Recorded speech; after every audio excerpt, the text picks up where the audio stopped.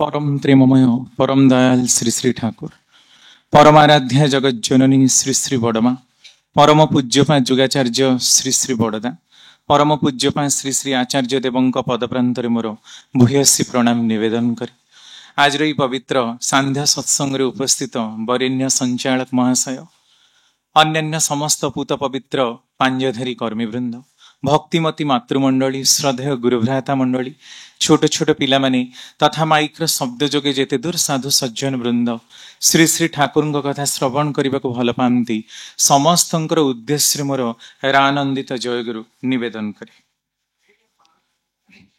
आज 4 number zone रो सत्संग भाद्र परिक्रमा सत्संग अनुष्ठित होउची।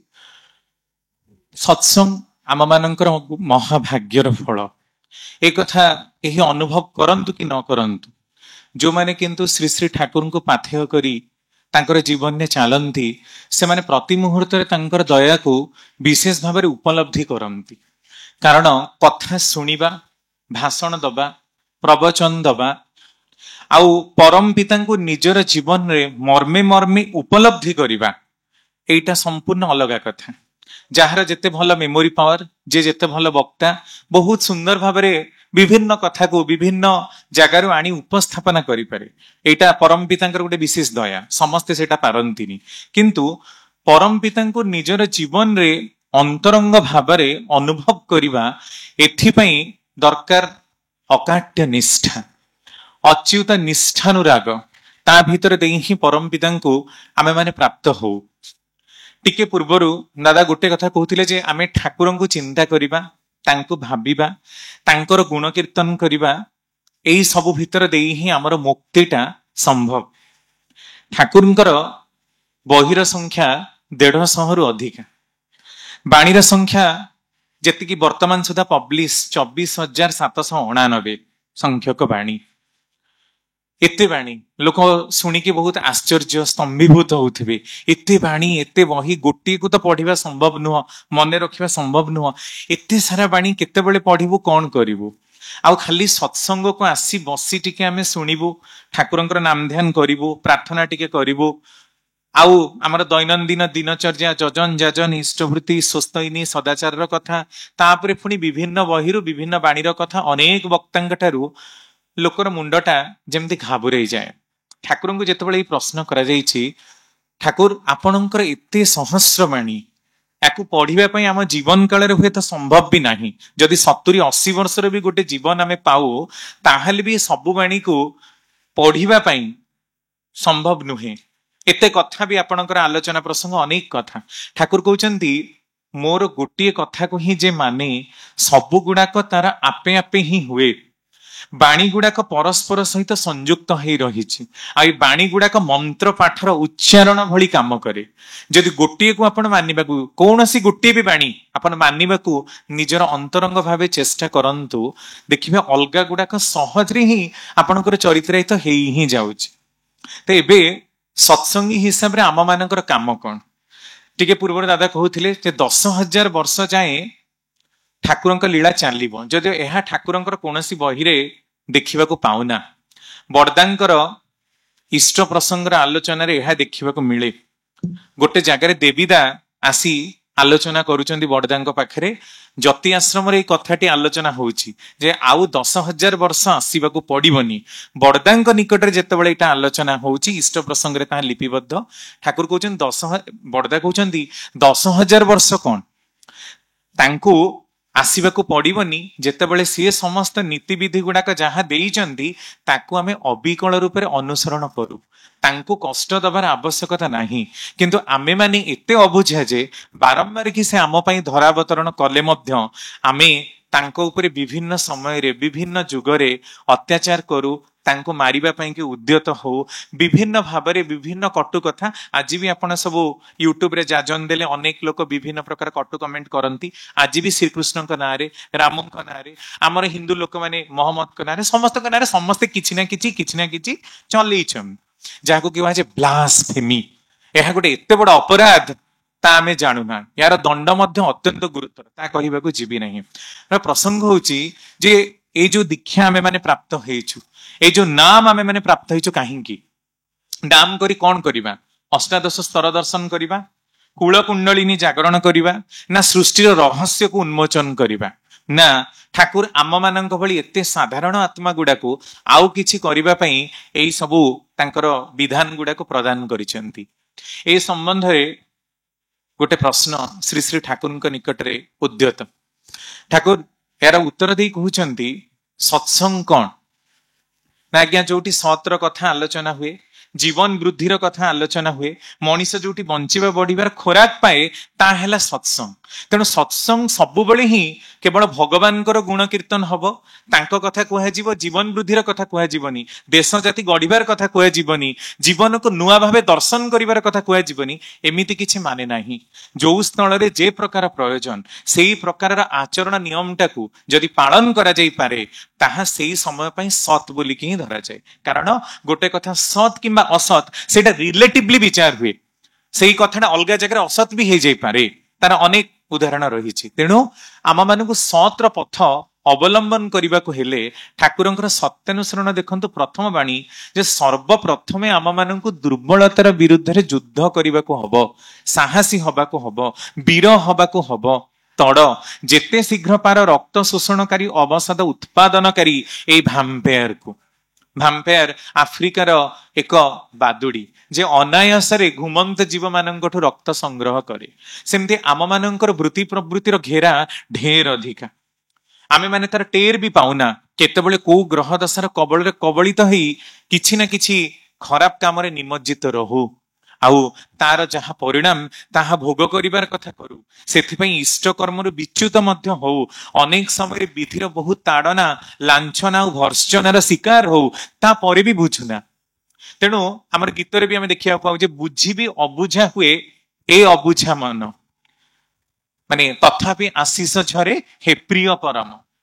ତ ତାଙ୍କର ଆଶିଷ ସବୁବେଳେ ଅଛି, କିନ୍ତୁ ଆମେ ତାଙ୍କୁ ବୁଝିପାରୁନା। କାରଣ ତାଙ୍କୁ ବୁଝିବା ପାଇଁ ତାଙ୍କ ସହିତ ଯୋଉ ଟ୍ୟୁନିଂ ହବାର ଆବଶ୍ୟକତା ରହିଛି, ଯୋଉ ଟ୍ୟୁନ୍ଡ ଅଫ୍ ହବାର ଭାବ, ନିୟମିତ ଲାଗି ରହିବାର ଭାବ, ସେଥିରେ ଆମ ମାନଙ୍କର ଅନେକ ଦୂର ଖିଲାପି। ଯେମିତି ଦୀକ୍ଷା ନବା ସମୟରେ ଆମ ସମସ୍ତଙ୍କୁ କୁହାଯାଇଛି 45 ମିନିଟ ନାମ ଧ୍ୟାନ କରିବାର କଥା। 45 ମିନିଟ ତ ବହୁତ ଦୂରର କଥା। ଯଦି 5 ମିନିଟ ବି ବସୁ, ମନେ ହୁଏ 5 ଘଣ୍ଟା ବସିଲୁ। କାହିଁକି? ଆମେ ମାନେ କେବେ ଅଭ୍ୟାସ କରୁନା। 2-4 ଥର ନାମ ଜପ କରି ସକାଳୁ ଉଠି ଇଷ୍ଟଭୃତିଟି ପ୍ରଦାନ କରିବା ଆମ ମାନଙ୍କର ପ୍ରମୁଖ କାମ ହେଇଛି। ଯଦି ନାମ ଧ୍ୟାନର କଥା କେହି କହେ, ସମସ୍ତେ ବକ୍ ବକ୍ କରି ଚାହାନ୍ତି, ସତେ ଯେମିତି ଗୋଟେ ନୂଆ ବିଷୟ କେହି ଗୋଟେ ଆଲୋଚନା କରୁଛି, ଏହା ପୂର୍ବରୁ କୌଣସି କଥାର ଆଲୋଚନା ହେଇନି। ଏଇଥିପାଇଁ ଯେ ଆମ ମାନଙ୍କର ଦୈନନ୍ଦିନ ଅଭ୍ୟାସ ଆଉ ଚଳଣି ଭିତରେ ଏଇ ସବୁ କଥା ଗୁଡାକ ନାହିଁ। ତାପରେ ଇଷ୍ଟଭୃତି ଦେଇ ସାରିଲା ପରେ ଦୈନନ୍ଦିନ ଜୀବନଚର୍ଯ୍ୟାରେ ଆମେ ମାନେ କଣ କରୁ? ନିଜର ଖିଆଲ ମାଫିକ, ଯେମିତି ଠାକୁରଙ୍କର ବାଣୀରେ ଆମେ ଦେଖିବାକୁ ପାଉ ଯେ ଖିଆଲ ମାଫିକ ଭଜିଲୁ ଗୁରୁ, ହେବାକୁ ମଣିଷ ହେଲୁ ତୁ ଗୁରୁ। ତେଣୁ ଖିଆଲ ମାଫିକ ଭଜିବା। ଇଷ୍ଟଭୃତି ଆଜି ଯଦି ରାତିରୁ ଉଠି ପାରିଲି ତାହେଲେ ଠିକ ଅଛି, ମୁଁ ଚାରିଆଡେ ବୁଲିକି କହିବି ଆଜି ମୁଁ ରାତି 3ଟାରୁ କରିଛି। ଯଦି ଆଜି ସକାଳ 8ଟାରେ ଇଷ୍ଟଭୃତିଟି ଦିଏ, ତାହେଲେ କାହା ଆଗରେ ଆଉ କିଛି କହିପାରିବିନି, ଚୁପ୍ କରି ମୁହଁଟାକୁ ଲଜ୍ଜାର ବିଡମ୍ବନାରେ ତଳ କରି ରଖିବି। କାହିଁକି? କାରଣ ଲୋକ ଟାହି ଟପରା କରିବେ, ଭାଇ ଏତେ ବଡ ବକ୍ତା, ଏତେ ବଡ ଜ୍ଞାନୀ ଲୋକ ସକାଳ 8ଟାରେ ଇଷ୍ଟଭୃତି କରନ୍ତି, ତାହେଲେ ଦୁନିଆ ବଦନାମ। ଯଦି ଆଉ କୌଣସି ଖରାପ କାର୍ଯ୍ୟ କରି ବିଭିନ୍ନ ପ୍ରକାରର କାର୍ଯ୍ୟରେ ନିଜକୁ ନିମଜ୍ଜିତ ରଖୁ, କେହି ଲୋକ ଦେଖିଲେ ଟାହି ଟପରା କରିବେ, ତାହା ବି ଗୋଟେ ବଦନାମ। ତେଣୁ ଯେମିତି ଠାକୁରଙ୍କର ପଥର କଉଡିର ବାଣୀରେ ଦେଖିବାକୁ ପାଉ ଯେ ଆମେ ଜଗତରେ 3 ପ୍ରକାର ମଣିଷ ଦେଖିବାକୁ ପାଉ। ଗୋଟେ ହେଲା କଣ ନା ପ୍ରବୃତ୍ତିର ଉର୍ଦ୍ଧ୍ୱରେ ଥିବା ମଣିଷ, ଯୋଉମାନେ କେବଳ ପରମ ପିତାଙ୍କ ପାଇଁ ଜନ୍ମନ୍ତି, ତାଙ୍କର କାମ କରିବା ପାଇଁ। ଯେମିତି ରାଧା, ଯେମିତି ମୀରା, ଯେମିତି ହନୁମାନ, ଆହୁରି ଅସଂଖ୍ୟ ଭକ୍ତ ମାନଙ୍କର ନାଁ ଆପଣ ମାନେ ଜାଣନ୍ତି, ଯୋଉମାନେ କେବଳ ତାଙ୍କ ପାଇଁ ହିଁ ନିଜକୁ ଉତ୍ସର୍ଗୀକୃତ କରିଛନ୍ତି। ତାଙ୍କ ବିନା ତାଙ୍କ ଜୀବନରେ ଆଉ କିଛି ହିଁ ନାହିଁ, ତାଙ୍କୁ ପ୍ରତିଷ୍ଠା କରିବାଟା ହିଁ ତାଙ୍କର ଏକମାତ୍ର ଲକ୍ଷ୍ୟ। ଆଉ 2 କ୍ୟାଟାଗୋରୀର ଲୋକଙ୍କ ଭିତରେ ରହିଲେ ପ୍ରବୃତ୍ତିକୁ ସାଲିସ କରୁଥିବା ଲୋକ, ତା ଭିତରେ ମେଜରିଟି ଲୋକ ଆମେ ମାନେ ଆସୁ। ଯେତିକି ଦୂର ଆମ ମାନଙ୍କୁ ଠାକୁରଙ୍କ କଥା ସୁହେଇବ, ଯେତିକି ଆମେ ବୁଝିପାରିବୁ, ଯେତିକି ଆମେ କରିପାରିବୁ, ଆଉ ଯୋଉଟା ମୋ ଦ୍ୱାରା ହେଇପାରିବ ସେଇ ଅନୁସାରେ ଟିକେ ସାଲିସ କରି ଚାଲିବା। ରାତିରେ ଇଷ୍ଟଭୃତି ଦେଇପାରୁନି ଠିକ ଅଛି, କିନ୍ତୁ ମୁଁ ଜଣେ ବହୁତ ଭଲ ବକ୍ତା, ମୁଁ ସବୁଆଡେ କହିବାକୁ ଯିବି, ଇଷ୍ଟଭୃତିର କଥା କହିବିନି, ଅଲଗା ସବୁର କଥା କହିବି। କାହିଁକି? କାରଣ ମୁଁ ସକାଳ 7ଟାରେ ଇଷ୍ଟଭୃତି କରେ। ହଁ ଭାଇ ଇଷ୍ଟବୁଦ୍ଧିଟା ପାରୁନି ରାତିରୁ କଣ ହେଲା, ମୁଁ ତ ଠାକୁରଙ୍କ କଥା ଅନର୍ଗଳ କହିପାରେ, ଭଜନ ମୁଁ ବହୁତ ସୁନ୍ଦର ଗାଇପାରେ, ଠିକ ଅଛି, ପ୍ରାର୍ଥନା ପ୍ରାର୍ଥନା କରିପାରୁନି, କିନ୍ତୁ ଠାକୁରଙ୍କ ଦୟାରୁ ମୁଁ ଗୋଟେ ଭଲ ଗଳାରେ ପାଇଛି, ମୁଁ ଗାଇପାରେ। ଏମିତି ସାଲିସ କରନ୍ତି ଲୋକ, ନିଜର ଦୁର୍ବଳତାକୁ ସହଜ ଭାବରେ ଏଡେଇ ଯିବାକୁ ଚେଷ୍ଟା କରନ୍ତି। ଆଉ ଅଛନ୍ତି ମ୍ୟାକ୍ସିମମ୍ ଲୋକ ମାନେ ଜଗତର 100 ଭାଗରୁ ପ୍ରାୟ 75 ଭାଗ ଲୋକ ସେଇ କ୍ୟାଟାଗୋରୀରେ ବା ତଦୁର୍ଦ୍ଧ୍ୱ ଲୋକ ସେଥିରେ ଆସିବେ। ସେମାନେ ହଉଛନ୍ତି କଣ ନା ପ୍ରବୃତ୍ତି ପ୍ରରୋଚିତ ମଣିଷ, ଅର୍ଥାତ୍ ପ୍ରବୃତ୍ତିର ଝୁଙ୍କ ବିନା ତାଙ୍କ ମାନଙ୍କ ପାଖରେ ଆଉ କିଛି ନବା ଦବା ନାହିଁ। ଅର୍ଥାତ୍ ଆପଣ ଯଦି ସେମିତି ଲୋକଙ୍କୁ ଦେଖିବେ, ସେ ଦୂରରୁ ଥିବେ, ରାସ୍ତାର ସେପଟେ ଥିବେ, ଏପଟେ ଯଦି କିଛି ଆଲୋଚନା ହଉଛି, ହଁ ସେ ଜୟଗୁରିଆ ଲୋକ, ହଁ ସେଗୁଡା ସେ ଚପଲ ଚୋରି କରନ୍ତି, ସେମାନେ ଡାଲି ଭାତ ଖାଆନ୍ତି, ତାଙ୍କର ପ୍ରବଚନ ଆମେ ବହୁତ ଶୁଣିଛୁ, ଆମେ ସବୁ look at the statement of that people. ସେମାନଙ୍କର କିଛି ନବା ଦବା ନାହିଁ, ସେମାନେ ସତ୍ସଙ୍ଗର ବହୁ ଦୂରରେ ଥାଇକି ଠାକୁରଙ୍କ ନାଁରେ କମେଣ୍ଟ କରନ୍ତି, ସତ୍ସଙ୍ଗକୁ କମେଣ୍ଟ କରନ୍ତି, ନିଜର ସ୍ୱାର୍ଥ ଯୋଉଠି ପୂରଣ ହବ ସେଇଠି ସାଂଘାତିକ ଭାବରେ ସେମାନେ ଉପସ୍ଥିତ। ଏଇ ପ୍ରକାର ପ୍ରବୃତ୍ତି ପ୍ରରୋଚିତ ମଣିଷ। ତେଣୁ ଏଇ ସବୁଟା ସମସ୍ତଙ୍କ ପାଖରେ ରହିଛି, କେହି ଆମେ ଏହାର ଊର୍ଦ୍ଧ୍ୱକୁ ଚାଲି ଯାଇନୁ, ୟାକୁ ବାଦ ଦେଇ ଆମେ ମାନେ ପୁରା ସମ୍ପୂର୍ଣ୍ଣ ରୂପରେ ଗୋଟେ ମଣିଷ ହେଇଯାଇଛୁ, ତା ବି ନୁହେଁ। କିନ୍ତୁ ଯଦି ପରମ ପିତାଙ୍କୁ ଧରି ମଧ୍ୟ ଆମେ ନିଜର ଦୁର୍ବଳତାକୁ ତଡ଼ିବା ପାଇଁ ଯତ୍ପର ନାସ୍ତି ଚେଷ୍ଟା ନ କରୁ, ଆମର ଚାରିତ୍ରିକ ଅସଙ୍ଗତି ଗୁଡାକୁ ସଜାଡିବା ପାଇଁ ଆମେ ମାନେ ଚେଷ୍ଟିତ ନ ହଉ, ତାହେଲେ ଲକ୍ଷ ଲକ୍ଷ ବର୍ଷ ଭରି ଯଦି ନାମ ସଂକୀର୍ତ୍ତନ ବି କରୁ, ଭଗବାନଙ୍କର ଗୁଣ କୀର୍ତ୍ତନ କରୁ, କିନ୍ତୁ ତାଙ୍କ ପାଇଁ ଟିକେ ବ୍ୟାକୁଳିତ ନ ହଉ, ତାଙ୍କର କଥାରେ ଆମେ ମାନେ ଅନୁରଞ୍ଜିତ ନ ହଉ, ତାଙ୍କର ଭାବଟାକୁ ଗ୍ରହଣ କରିବାକୁ ଚେଷ୍ଟା ନ କରୁ, ସବୁଗୁଡାକ ହିଁ କେମିତି ବୃଥା ଆଉ ନିଷ୍ଫଳ ହେଇଯିବ, ତାହା କିନ୍ତୁ ଅତି ନିଶ୍ଚୟ। ତେଣୁ ଆମମାନଙ୍କୁ ଦୁର୍ବଳତାର ବିରୁଦ୍ଧରେ ନିୟମିତ ଯୁଦ୍ଧ କରିବାକୁ ପଡିବ। କାହିଁକି? କାରଣ ଆମମାନଙ୍କର ଶାରୀରିକ ସଂରଚନା, ଆମମାନଙ୍କର ମାନସିକ ଗଠନ ବିଭିନ୍ନ ଜାଗାରେ କିଛି ନା କିଛି ତ୍ରୁଟି ବିଚ୍ୟୁତି ରହିଛି ହିଁ। ଆମେ କମ୍ପ୍ଲିଟଲି ପ୍ୟୁରିଫାଏଡ ସୋଲ ନୁହଁ। ତେଣୁ ସେ ପର୍ଯ୍ୟନ୍ତ ଆମମାନଙ୍କର ଜୀବନର ଜୟଯାତ୍ରା ଚାଲିଥିବ ଯେପର୍ଯ୍ୟନ୍ତ ଆମେ ସର୍ବଗୁଣ ବିନିର୍ମୁକ୍ତ ନ ହେଇଛୁ, ଅର୍ଥାତ୍ ବୃତ୍ତି ପ୍ରବୃତ୍ତିର ଊର୍ଦ୍ଧ୍ୱକୁ ଚାଲି ନ ଯାଇଛୁ, ଅର୍ଥାତ୍ ମୁକ୍ତିର ଦିଗରେ ଆମେ ମାନେ ବର୍ତ୍ତମାନ ଧାବମାନ। ମୁକ୍ତିକୁ ଆମେ ଆଚିଭ କରିବାଟା, ଏଇଟା ହଉଛି ଆମ ମାନଙ୍କର ଜୀବନର ସବୁଠୁ ବଡ ସଫଳତା। ତ ଏହା ଅନେକ ପ୍ରକାରର ହେଇପାରେ, ଯିଏ ଯୋଉ ବୈଶିଷ୍ଟ୍ୟର ଲୋକ ତା ପାଇଁ ଅନେକ ପ୍ରକାରର ଏହା ହେଇପାରେ। ଠାକୁର ଆଉ ଗୋଟେ ଜାଗାରେ କହୁଛନ୍ତି, ଆଲୋଚନା ପ୍ରସଙ୍ଗ 7ମ ଖଣ୍ଡରେ, ଯେ ଆମ ମାନଙ୍କର ଏଇ ଯୋଉ ଯୁଦ୍ଧ, ଆମ ମାନଙ୍କର ଏଇ ଯୋଉ ସତ୍ସଙ୍ଗର ଯୁଦ୍ଧ କାହା ବିରୁଦ୍ଧରେ ଜାଣ? କହୁଛନ୍ତି ଯୁଦ୍ଧ କ୍ଷେତ୍ରରେ ସେନାପତିର ଦାୟିତ୍ୱ ଠାରୁ ଆମ ମାନଙ୍କର ଦାୟିତ୍ୱ ଢେର ବେଶୀ। ସେନାପତି କଣ କରେ? ରକ୍ଷା କରେ। କିନ୍ତୁ ଆମ ମାନଙ୍କର ଦାୟିତ୍ୱଟା କେତେ ଅଧିକା? ଏଇ 70 ବର୍ଷର ଜୀବନ କାଳରେ ତା ସରିଯାଉନି, ଆମକୁ ଆହୁରି ହଜାର ହଜାର ବର୍ଷ, ଲକ୍ଷ ଲକ୍ଷ ବର୍ଷ ଧରି ଜନ୍ମ ନବାକୁ ପଡିବ, ପରମ ପିତାଙ୍କର କାମ କରିବାକୁ ପଡିବ। ଏଇ ପ୍ରକାରର ଭାବ ଯୋଉମାନଙ୍କର ଜୀବନରେ ଅଛି, ସେଇମାନେ ହିଁ ପରମ ପିତାଙ୍କର କାମ କରିପାରନ୍ତି। ଆଚାର୍ଯ୍ୟ ଦେବ ତାଙ୍କର ଗୋଟେ ଅଭିଭାଷଣରେ କହୁଥିଲେ ଯେ, ମୋ ପାଖକୁ ଜଣେ 100 ବର୍ଷର ଋତିକ ଆସିଲେ, କହିଲେ, ଆଜ୍ଞା ବୟସର ଆଧିକ୍ୟ ହେତୁ ମୁଁ ଆଉ ପାରୁନାହିଁ ଠାକୁରଙ୍କର କାମ କରି, ଆପଣ ଦୟାକରି ପାଞ୍ଜାଟି ନେଇଯାଆନ୍ତୁ। ଆଚାର୍ଯ୍ୟ ତାଙ୍କୁ ସୁନ୍ଦର ଭାବରେ କହିଲେ, ଆପଣ ରାମାୟଣର ସେତୁବନ୍ଧ ପ୍ରସଙ୍ଗର କଥା ତ ଜାଣନ୍ତି? ଗୁଣ୍ଡୁଚି ମୂଷା ନିଜ ଦେହରୁ ଯୋଉ ବାଲିଟାକୁ ଝାଡି ଦେଇଥିଲା, ତା ବିଷୟରେ ତ ଆପଣ ଜାଣନ୍ତି ନା? ଆଜ୍ଞା ହଁ। କିନ୍ତୁ ଅତିଶୟ ବାର୍ଦ୍ଧକ୍ୟ ହେତୁ ମୁଁ ଯେ ଚାଲି ବୁଲି ପାରେ ନା। ତାଙ୍କୁ ଆଚାର୍ଯ୍ୟ ଦେବ କହୁଛନ୍ତି, ଆପଣ ଗୋଟେ ହୁଇଲ ଚେୟାର କିଣନ୍ତୁ, ସେଥିରେ ବସି ଯାହା ସମ୍ଭବ ଆପଣଙ୍କ ଦ୍ୱାରା ସେତିକି ହିଁ କରନ୍ତୁ। ତାପରେ ଖୁସି ମନରେ ସେ ଦାଦା ଚାଲିଗଲେ, ଆଉ ତା ପରଠୁ ସେ ଇଷ୍ଟଙ୍କର କର୍ମ କରିଛନ୍ତି ବିନା କୌଣସି କମ୍ପ୍ଲେନ କରି। ଏଇ ହଉଛି ଇଷ୍ଟଙ୍କର କାମ କରିବା। ଏମାନଙ୍କୁ ଯେତେ କହିଲେ ବି ସେମାନେ ରୋକନ୍ତିନି। କାହିଁକି? କାରଣ ପରମ ପିତାଙ୍କ ପ୍ରତି ତାଙ୍କର ଭାବଟା ରହିଛି। ତେଣୁ ଆମ ମାନଙ୍କର ଭାବଟା ଯଦି ତାଙ୍କ ନିକଟରେ ସେମିତି ଅନାୟାସ ଭାବରେ ବହନ ହେଇ ଚାଲେ, ତାହେଲେ ଆମ ମାନଙ୍କର କେତେ ବୟସ ହେଇଛି, କେତେ ଜଲ୍ଦି ଆମେ ଯିବା, କେତେ ସରିବା, ଏଇ ସବୁ ବିଷୟରେ ଆମର ଚିନ୍ତା ଚେତନା କେବେ କାମ କରିବନି।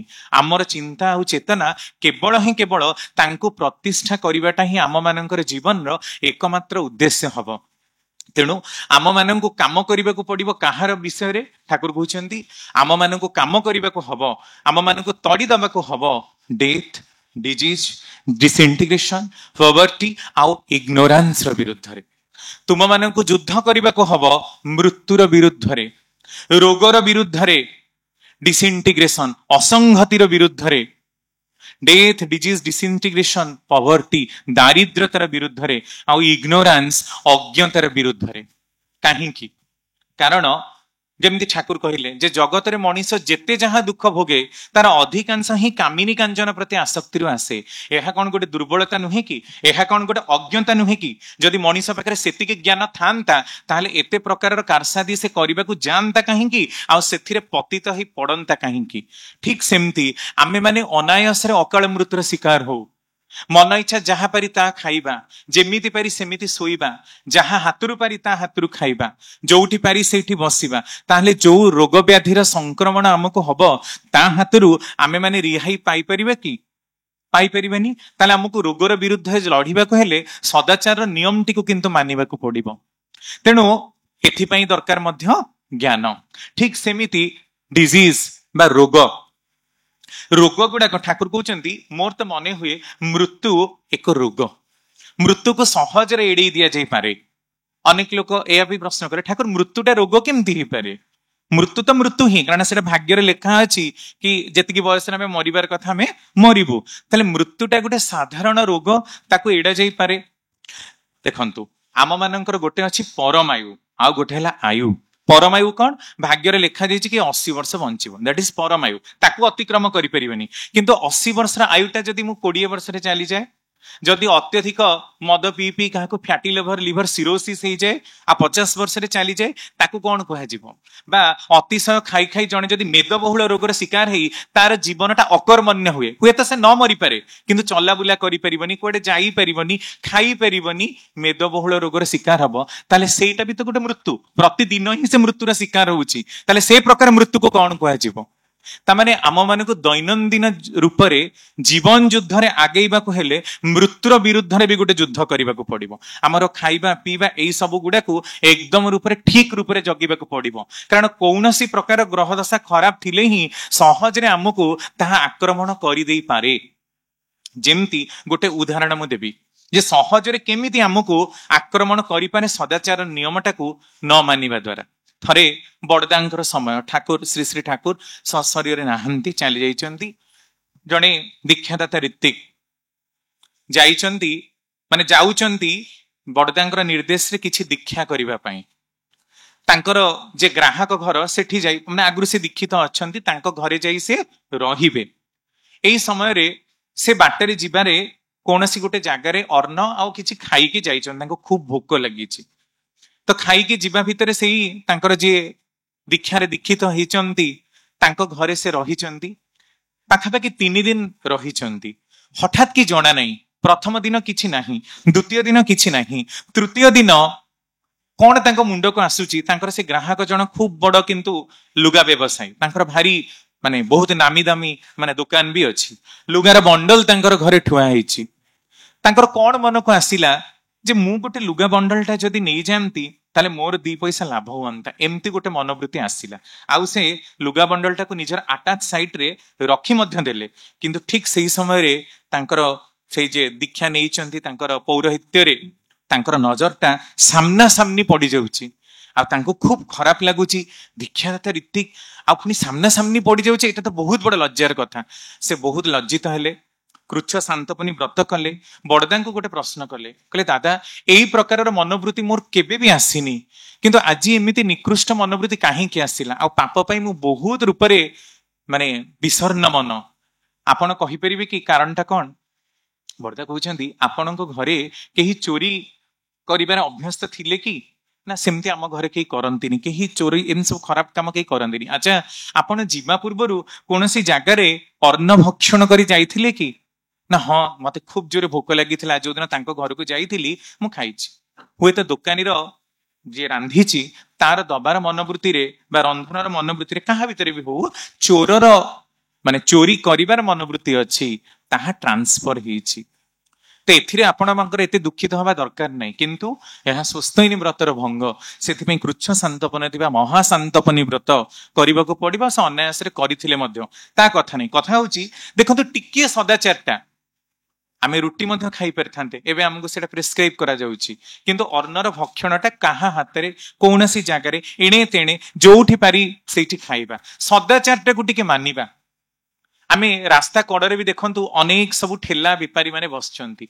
रास्तार साइड रे लोक परिश्रा करूचंती सेठी भी आपण देखिबे मुग बुट काकुड़ी इत्यादि सब बिक्री हुए अनेक लोक ताकू मध्य खाआंती किंतु रोग व्याधिर कबळरू निजको एडी परिबेनी कारण जोठी परिश्रा होची सेठी अमोनिफाइंग बैक्टेरिया माने अचंती आ सेही बैक्टेरिया मानकर क्रियाटा आपनको भोग करबाकू पड़िबो आपणकर श्वास माध्यम रे आपणकर खाद्य माध्यम रे सेही जो जदि रोगटी हुए ताले परम पिता सेतबेले कोन बा करिवे आमे सब बेले भगवान को डाकू जे भगवान केमती टिके ताकू बंचेई दियंतु से सीरियस कंडीशन रे किंतु सीरियस कंडीशन पूर्वरु तो भगवान को के डाकंतिनी जो गीत हमें सुनने को पाऊ जे कौन कहता है भगवान सुनते नहीं मीरा जी के तरह हम सुनाते नहीं मीरा भली केते जण भजन गायकी तांको सुनांती द्रौपदी भली केते जण तांको व्याकुलतारे डाकंती जे भगवान तांको निकट आसी उपस्थित हेबे तेणु तांको डाकिबा पई तांकर कथा कहिबा पई साधारण भाव जे केही कहि पारे किंतु भावर सहित डाकिबा भावर सहित आ भावटा केमती आसे भाबींक सहित युक्त हेले तेणु भाबींक सहित युक्त हबार भी गोटे उपाय रहिछि गोटे कौशल रहिछि जेमती सेमती पारी करिदेले किंतु चले ना सेही विधानटा होची आम मानकर दीक्षा दीक्षार जो प्रोसीजर जो प्रणाली जेते सुंदर भावरे निष्ठार सह जदि केही परिपालन करे से तार फल निश्चिंत रूप से पाइबाकू बाध्य ही से आलोचना प्रसंग प्रथम खंड भी आपण देखिबे ठाकुर कहउछन जदि कोनोसी स्वस्थैनधारी व्यक्तित्व निष्ठार सह स्वस्थैनर पंचटी जाक नियम को परिपालन करे जोठी से नाम करे से जागर वायुमंडल परिवर्तन हबाकू बाध्य मो हाथ काटी लिखि देई पारे मोर एई जो पंच महास्तंभ जहां सब कुहा रही जदि केही निखुण रूप से परिपालन करे तार अवस्था सुधुरिबाकू बाध्य ठाकुरंक कथा कहूची ठाकुरंक पाखकू जाउची ठाकुरंकर दीक्षा परिपालन करूची अथच मो अवस्था सुधुरुनी ताम निश्चिंत रूप से परिपालन करिबारे कोठी खिलापी रहिछि कोठी ना कोठी त्रुटि विच्युति रहिछि एटा निजको निजे मार्जना करी निजको निजे तर्जना करी सजाड़ी दबा दरकार तेबे ही तो जाई आमे ठाकुरंक कथाटाकू बुझी पारलु इंगितज्ञ हेलु बोली बुझा जीव से ठाकुर सब बेले कहती कि तुम इंगितज्ञ हो इंगितटाकू देख जे परम पिता केतेबेले को इंडिकेशन टा तुमको प्रदान करूचंती आ इंगितज्ञ हबाकू हेले सर्वप्रथम ही आसे नाम ध्यान रो व्यापार कारण ब्रेन टा जदि शार्प न हबो ब्रेन जदि कलुषित हबो ताले आम सहित घटुथिबा आम जीवन में घटुथिबा घटना गुडाक आमे धरि परिबानी बुझी परिबानी आगतरिया सतर्क हेई परिबा नाही तेणु आमको ना इष्टभूति तो प्रदान करिबा ही ता सहित नाम ध्यान टी को खूब जोरे जगिबाकू पड़िबो दिनचर्याटा को मध्य जगिबाकू पड़िबो तापरे आसे दारिद्र्य आउ इग्नोरांस बा अज्ञता को तड़ीदबार व्यापार ए अज्ञता को तड़ीबा पई ठाकुर गोटे सहज कौशल देले जहार नाम है अध्ययन आउ अध्यापना जहाँ को आमे माने जजन आउ जाजन रो पार्ट रे रखुचे किंतु प्रतिदिन गोटे भी पैराग्राफ हो पढ़िबार अभ्यास लोकंकर नाही प्रतिदिन डायरी मेंटेन करिबा निजर क्षुद्र क्षुद्र त्रुटि गुडाक कोन छाडी जाउचे कोन काम पेंडिंग रहिला सेमती काम पड़िथिबो काहा गोटे कहिथिबा आमे जीवा पई किंतु आमे भूली जाइथिबा एटा काहे की हुए एथि पई हुए कारण हमर ब्रेन एते सूक्ष्म कथा गुडाक सब बेले मने रखिबा सहज हुए ना संभव हुए ना तेणु एई सब गुडाक नित्य दैन दिन पंजी बा डायरी करी टिपिबाकू हुए ता उपरे कड़ा कसरत दबाकू हुए प्रवृत्ति को कौनसी मते पोषण दबार नुहे जदि प्रवृत्ति को कौनसी मते आमे पोषण न देई ताड़न आ पीड़न दौ भर्सना करू निजको निजे निंदा करू ताले आमर चरित्र खूब सहजरे बदली जिबाकू बाध्य तेणु ठाकुर जे कहिले आम मानक एई पांचटा ऊपर काम करबाकू पड़िबो डेथ डिजीज आ गोटे हला डिसइंटीग्रेशन छाडी जाईची असंगत आज आपण भारतर जोठी की जानतु पृथ्वी रे भी देखंतु केते असंगति के कहा कथा सुनु नाहंती के कहा को एडमायर करू नाहंती कहार कथा बुझिबा पई सुनिबा पई कहार धैर्य नाही एकत्रीकरण हवा आज आपण हिंदू माननकु जदी एकत्रीकरण करबाकू जिवे आपणको मुंडटा ही खराब हेई जिवो 80 कोटी हिंदू जदिओ ए देश रे अछंती किंतु एकाठी करि परिबेनी काहेकि कारण एठी हिंदू मानक भितर भी दले कहिबे आमे शैव आमे गणपत्य आमे सौर आमे वैष्णव समस्तक भितर प्रभेद किंतु एक आदर्श को नहीं चलिबा जे हमर ईश्वर एक आ अद्वितीय एई भावटा किंतु आज आपण सारा भारत वर्ष रे भी कोठी पाइबेनी सेतमी ठाकुर कहउचंती तुम भारतर एते जे अवनति एते असंगति आगरु केबे नथिला कि एभली परिस्थिति आगकु मध्य केबे हबनी जो भारत रे मु निजे देखिछि ठाकुर कहउचंती मो पिला बळर कथा गोटे ହିନ୍ଦୁ ପିଲାଟା କାନ୍ଦିଲେ ମୁସଲମାନ ଲୋକଟି ନେଇ ତାକୁ ଖୁଏଇ ଦିଏ, ତା ବାପା ମା ଆସିଲା ଯାଏଁ ଅପେକ୍ଷା କରେ। ଆଜି କିନ୍ତୁ ରକ୍ତର ସୁଆ, ରକ୍ତର ବନ୍ୟା ଛୁଟି ଚାଲିଛି। ଏଇ ପ୍ରକାର ଅସଂଗତି ଭିତରେ ଆଜି ଭାରତର ଅବସ୍ଥା। ତେଣୁ ସର୍ବପ୍ରଥମେ ଆମମାନଙ୍କୁ ଦାନା ବାନ୍ଧିବାକୁ ବି ପଡିବ। ଯଦି ଆମମାନଙ୍କର ସଂଖ୍ୟା ବୃଦ୍ଧି ନ ହୁଏ, ଆମେମାନେ ଯଦି ଏକଜୁଟ ନ ହୁଅନ୍ତି, ଆମେମାନେ ଯଦି ଏକ ଆଦର୍ଶେ ଚଲି ଯାରା ତାদের নিয়ে সমাজ গঢ়া, যদি এক আদর্শଙ୍କୁ আডমায়ার বা একাଠି କରି ଆମେ ନ ଚାଲି ପାରନ୍ତି, ତାହେଲେ କାହାକୁ ନେଇ ଆମେ ଶକ୍ତି ପ୍ରଦର୍ଶନ କରିବୁ? ଆମମାନଙ୍କର ଅସୁବିଧା ବେଳେ, ଆମମାନଙ୍କର ଦୁଃଖ ପରାଭୋଗ ବେଳେ ଆମର ପଡୋଶୀ ଲୋକଟା ବି ତ ଆମର ସହାୟକ ହବନି। କାହାକୁ ନେଇ ଚାଲିବୁ? ତେଣୁ ଆମକୁ ଆଗ ଏଇ 5ଟା ଜିନିଷ ଉପରେ କାମ କରିବାକୁ ପଡିବ। ଆଉ ଠାକୁରଙ୍କ କାମ କରିବା ପାଇଁ ଯଦି ମନ ପ୍ରାଣଟି ଆମର ଏକଦମ ରୂପରେ ଛୁଟି ଆସେ, ତାହେଲେ ଆପଣ ବିଶ୍ୱାସ କରନ୍ତୁ, ଆପଣଙ୍କର ଯେତେ ବଡ ରୋଗ, ଶୋକ, ଦୈନ୍ୟ, ଯେତେ ଶରୀରର ଅସୁବିଧା, ସବୁ କିଛି ଗୁଡାକ ଆପଣ ଅତିକ୍ରମ କରି ତାଙ୍କରି ପାଖରେ ଜୀବନର ଶେଷ ପର୍ଯ୍ୟନ୍ତ ଲାଗି ରହିବେ।